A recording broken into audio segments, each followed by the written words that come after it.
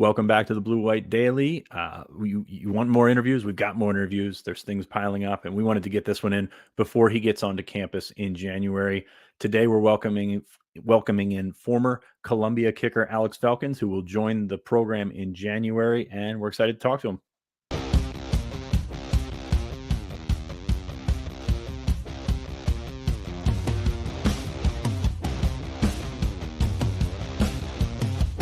Three-time All-Ivy League kicker Alex Felkins joins us from Charlotte. He is in between semesters right now, just finished up his finals at Columbia, going to join Penn State's program on January 6th. Alex, thank you very much for joining us. Yeah, thanks for having me.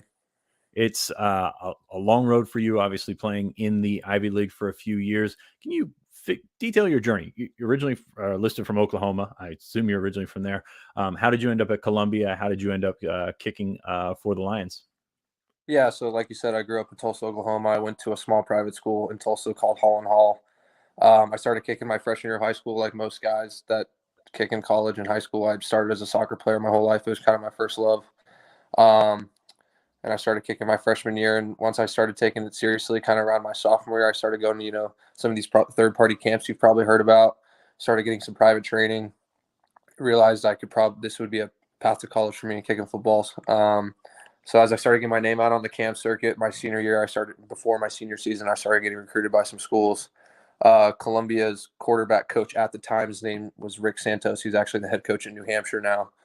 He came to watch me kick during like my summer training camp, I guess, at Hall & Hall. And then about a month later, I went up to their specialist camp in the summer and performed pretty well. They offered me the day after, and I committed pretty much on the spot. It was kind of hard to turn down an Ivy League school like that, and it was really what my parents and I were looking for. So yeah, that's pretty much how I got there. So you played in 2019. The Ivy League, of course, did not play in 2020, 2021, 2022. You earned all Ivy accolades in 19, 2021, 2022. That's a pretty good run there.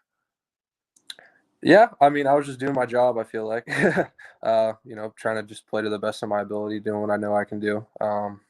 And, if you do your job, the honors will come, especially in the Ivy League. I'd like to say it's a little easier to win awards as a kicker because you're only competing against 8 guys or 7 other guys. In other conferences, you might be competing with 11, 12, 13 other guys.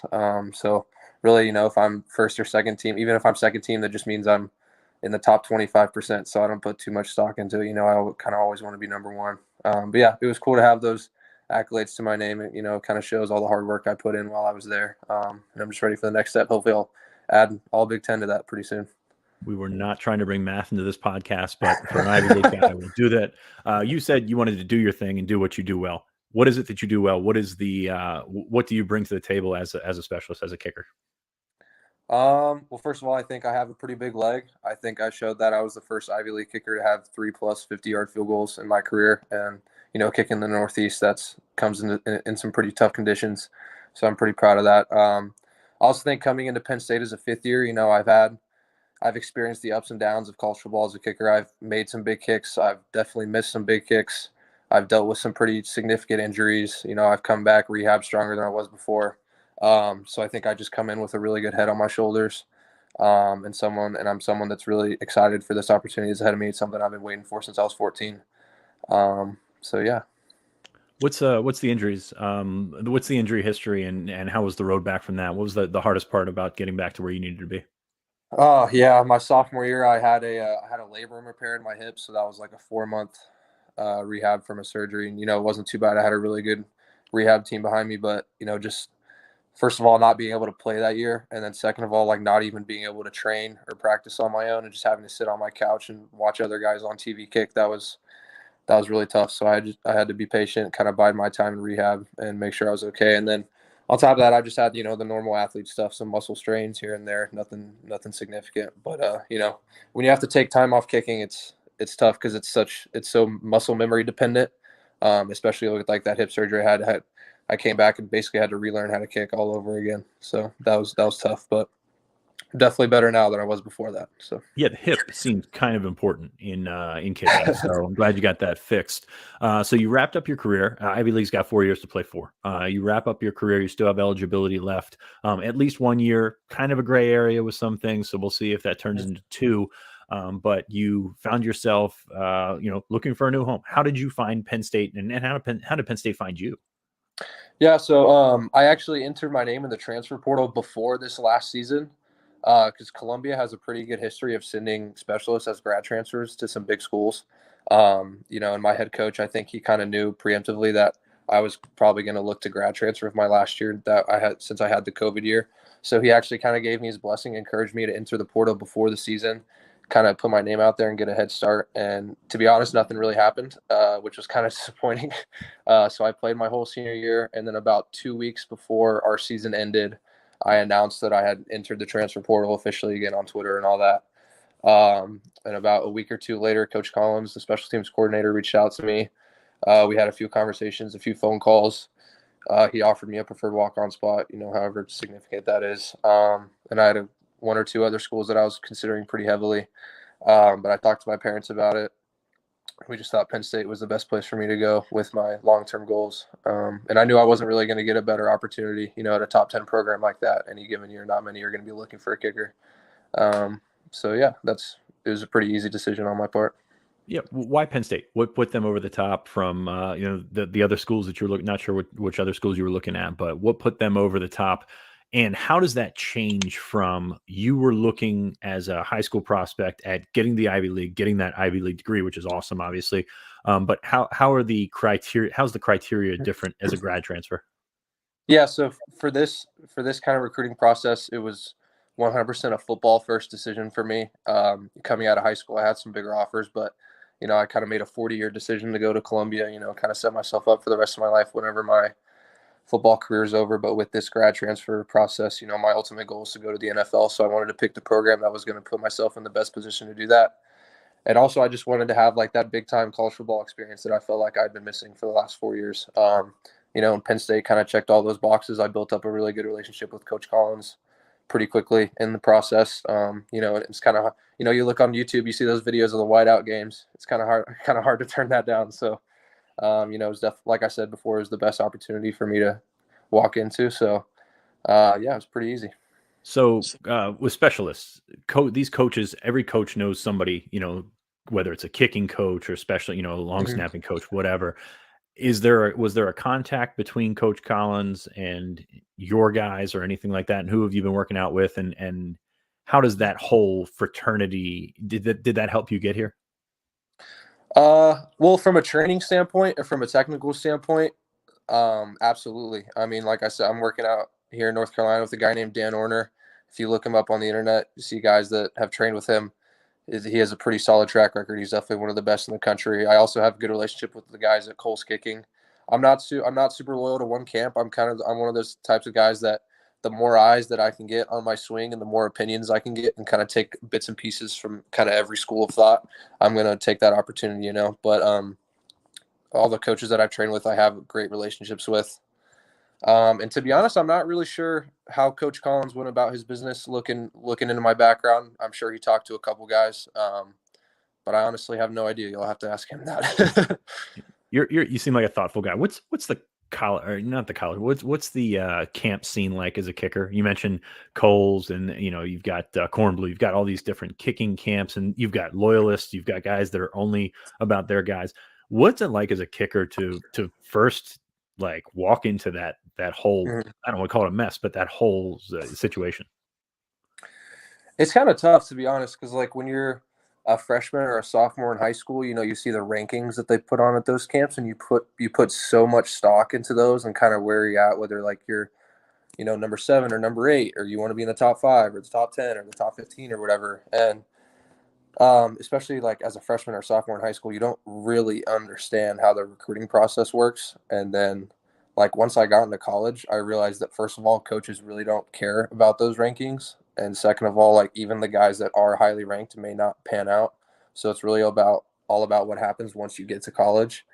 And then second of all, like once you're actually participating in those camps, like I know people don't really think kicking off kicking off your holder in the middle of the field by yourself is all that intense. But when you're around other guys that are pretty much right at your skill level or potentially even better than you, and you have to rise up and kick as best as you can with a very small sample size in front of whoever's running that camp, whether it's at a college camp with the special teams coach or whether it's at one of these third-party camps. You got to step up, and there's going to be guys around you that are really, really good as well. So you got to bring your A game whenever you have to. And yeah, I mean, one word that I would describe it is intense, and you just got to be ready to go. Absolutely. So what is Stacy Collins laid out for you in terms of their plans for what you're bringing in, obviously, or for when you come in? Obviously, not looking to come in and ride the bench. I mean, you're an experienced guy with a bunch of kicks under your belt. What has Stacy Collins had to say to you about the opportunity that you have at Penn State?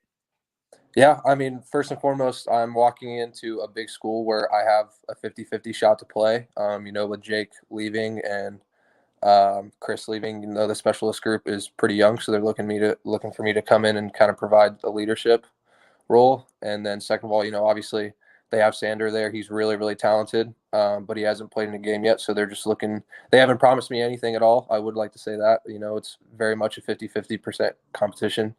But I'm just looking to come in and compete. I've never really had any real competition since I've been in college. So I'm really excited to come in and compete with another guy who's really talented and see how I can hold up, because I believe I rise up whenever I'm in a competitive situation. I think I've proven that at some of these camps we talked about, just a second ago. So I'm excited to see how that turns out in a college setting.